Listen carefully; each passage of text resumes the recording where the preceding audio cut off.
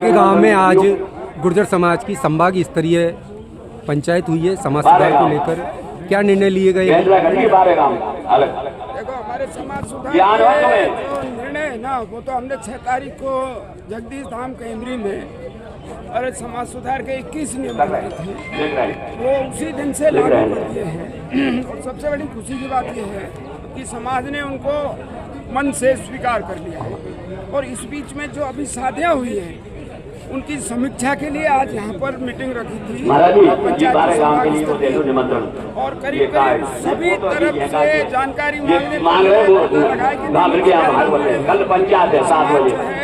बद खर्चियों को रोकने की तरफ अग्रसर है।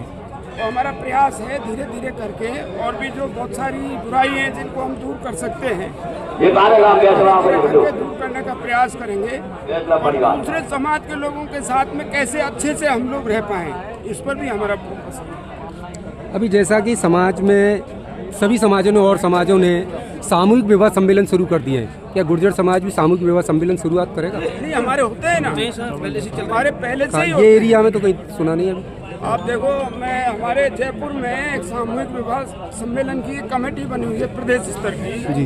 वो कर ये काम करती है, वो करीब 40 साल से कर रहे हैं इसका।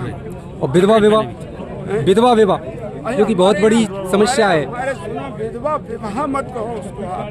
हमारे यहाँ कोई बच्ची विधवा हो जाती है तो उसकी व्यवस्था वैसे कर देती है 5 आदमी के हिसाब से। जीवन को कैसे अच्छे से संपन्न किया जाए उसके लिए व्यवस्था करते हैं। कहीं ना कहीं परिवार में या कहीं जो व्यवस्था होती है उस हिसाब से बच्ची के जीवन को सुरक्षित बनाने के लिए उसको विवाह नहीं कहते। क्योंकि राजपूत समाज में ये शुरू हो गया है। अभी कुछ दिन पहले करौली में हुआ था, राजपूत समाज ने किया था। नहीं, वो उसी तरीका से राजपूतों में पहले नहीं था। जी, सही कह रहे हो हाँ। आप। वो स्वागत ही हो गया कि राजपूत समाज भी उन पुरानी जंजीर जो है बेड़ियां हैं परंपराओं की, उनसे निकल के बाहर आ रहे हैं। और अब जीवन की जो हकीकत है, जो दौड़ है आधुनिकता की, या जिसको हम कहें कि विकास की जो गति है, उसमें अपने आप को शामिल कर रहे हैं। बहुत अच्छी पहल है। राजपूत समाज को भी मैं धन्यवाद देना चाहता हूँ कि उन्होंने इस कुप्रथा तो नहीं कह सकता, लेकिन समय पुरुष तो कर लेता है अपनी शादी, लड़का तो कर देता है। बेचारे लड़की जो होती है उसके लिए समस्या होती है, उसका भी जीवन है, पहाड़ जैसा जीवन है, वो अपना जीवन कैसे व्यतीत करेगी? इसीलिए आज जो समय चल रहा है उसमें सबसे बड़ी जो चीज़ है वो ये है कि मानव को समझना पड़ेगा, चाहे वो किसी भी जाति बिरादरी में जन्म लिया है, उसने किसी भी धर्म को मानता है। प्रकृति परिवर्तनशील है। सुबह होती है, दोपहर होती है, फिर शाम होती है, फिर सुबह होती है। तो ये जो परिवर्तन का चक्र है इसको स्वीकार करना पड़ेगा। तो धीरे धीरे समाज में जो बहुत पहले पुराने जमाने की अब रही बात, आपने कई चीज़ों पर प्रतिबंध लगाने की बात कही अभी, और बात चल रही है कई पंचायतों में भी ये हुआ। पर सबसे बड़ी जो एक प्रथा है दहेज प्रथा पे प्रतिबंध क्यों नहीं लगा? उस पर हुआ है ना अभी डिस्कस है। एक्चुअली क्या है, देखो करेंगे उसको एक तो होती है बीमारी, एक होती है महामारी। ठीक है, ये महाबीमारी है। ठीक करने के कैप्सूल दे करके, लेकिन महामारी के लिए बहुत मेहनत करनी पड़ती है, कंट्रोल बहुत करनी होता है। स्पेशल डॉक्टरों को लाना पड़ेगा, ऑपरेशन की व्यवस्थाएं करनी पड़ेंगी। ठीक है ना, एक माहौल बनाना पड़ेगा, एक थिएटर का निर्माण करना पड़ेगा। तो यही रहेंगे, उसमें पेशेंट को ले जाना है, फिर उसका डर निकालना है कि तेरा ऑपरेशन हम इसलिए कर रहे हैं कि तू जिंदा रहे, यानी इस बीमारी से बाहर निकले। तो ये एक जो दहेज है ना, ये एक महामारी है। इसको हम ठीक करेंगे, प्रयास करेंगे, और हमारा समाज तैयार भी है। मुझे खुशी है कि राजस्थान की धरती पर अगर सबसे पहले दहेज मुक्त समाज कोई बनेगा तो वो हमारा गुर्जर समाज भी है। बहुत अच्छी बात है।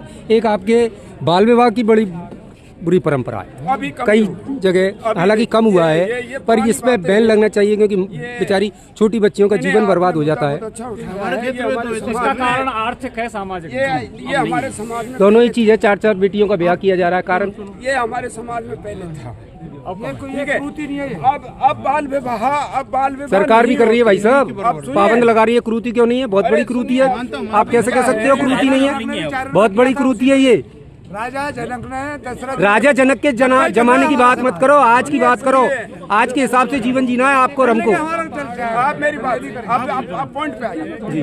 पॉइंट क्या है? अरे आप सुनो, अरे सुनो यार, अपना पॉइंट क्या है? 1 मिनट शांत हो जाओ। अपना पॉइंट क्या है? अपना पॉइंट है बाल विवाह जी। तो बाल विवाह निश्चित रूप से कुरीति है जी। एक बच्ची जो अभी समझ नहीं पा रही है कि उसके जीवन का क्या है, उसको हम शादी के बंधन में बांधते हैं। धीरे धीरे कम हो रहा है, बड़ी मात्रा में कम हो चुका है। टाइम की व्यवस्थाएं थी, सामाजिक सिस्टम में इसी प्रकार के थे, परिवारों का रहना, समाज के बीच में आर्थिक विषमता, तो ये जो चीजें थी इनसे वो लेकिन आज की तारीख में आज आप देखोगे हमारे समाज में बाल विवाह नहीं होते। हमारी बच्चियां पढ़ने लगी हैं, बच्चे पढ़ने लगे हैं। अब तो नौकर लोगों की शादी हो रही है, कोई मास्टर है, कोई इंजीनियर है, कोई डॉक्टर है, बहुत सारे लोग हैं ना। अब पढ़ने लगे हैं बच्चे, अब वयस्क की शादी हो रही है। अब रही बात आप कि 3-3 बच्चों की शादी, 3-3 बच्चों की शादी करते हैं, तो अभी आप खुद कह रहे थे सामूहिक विवाह नहीं, सामूहिक वो तो ठीक है, ये भी एक सामूहिक विवाह का कंसेप्ट है कि मेरे पास 2 बच्ची हैं, मेरे भाई के पास 2 बच्चे, 8 बच्चियों की शादी कर देते हैं हम, है ना। तो अब मान लीजिए एक साथ हम शादी कर रहे हैं, तो उसमें हमारी जो पद खर्ची है, खर्चा है, वो कम होता है जी। उस पैसे की बचत से हम बच्चों की पढ़ाई पे खर्च करते हैं। बिल्कुल, ये एक समझदारी भरा कदम है। इसमें कोई ऐसा नहीं है कि हाँ बाल विवाह पूरी तरह रुक गए हैं। पहले अब हमारे सामने एक समस्या और आने वाली है। हमारे सामने समस्या ये आने वाली है कि स्त्री और पुरुष का अंतर बहुत तेजी से बढ़ रहा है। हम लोग देखते हैं, ब्राह्मणों को देखते हैं, वणियों को देखते हैं और दूसरे समाज के लोगों को देखते हैं। बच्चियां नहीं है उनके पास। आप देखो जा करके बड़े बड़े घरानों में पता ही नहीं है कि कौन जाति की लड़की लेके आ रही है। तो ये इंटरकास्ट मैरिज हो रही है। हो सकता है ये दंश झेलना पड़े, क्योंकि हमारे भी बच्चियों की कमी आई है। इस पे भी हमको फोकस करना है। अब ये फोकस कब कम होगा? जब हम दहेज प्रथा को खत्म कर देंगे तो बच्चियों की संख्या बढ़ने लगेगी। बिल्कुल बिल्कुल। चलो बहुत बहुत धन्यवाद आपका हमारे साथ जुड़ने के लिए।